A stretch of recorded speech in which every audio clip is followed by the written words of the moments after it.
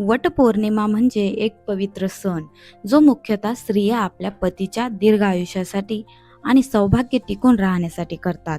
हा सण ज्येष्ठ महिन्यातील पौर्णिमेला साजरा केला जातो. या दिवशी स्त्रिया वडाच्या झाडाची पूजा करून सावित्री सत्यवानाची कथा ऐकतात व उपवास करतात. वडाच्या झाडाभोवती 7 वेळा फेऱ्या, हातात पूजेचे ताट, ओठावर मंत्र हा केवळ एक विधी नाही, ही आहे सौभाग्य टिकून ठेवणारी श्रद्धा.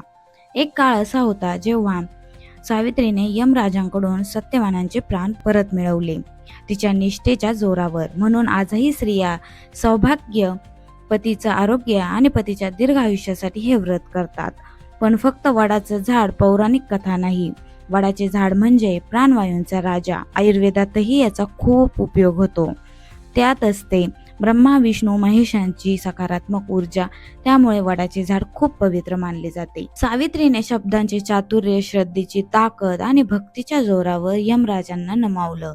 ही गोष्ट केवळ भक्ती नाही तर नारी शक्तीची आहे. वटपौर्णिमा या दिवशी फक्त वडाच्या झाडाचीच पूजा का केली जाते, यामागे धार्मिक, आध्यात्मिक आणि वैज्ञानिक या तिन्ही गोष्टींची माहिती आणि वटपौर्णिमा म्हणजे श्रद्धा, विज्ञान आणि परंपरेचं रहस्य असं का म्हटलं जातं याची संपूर्ण माहिती, उपाय आणि उपासना या आपल्या चॅनलला दिलेली आहे.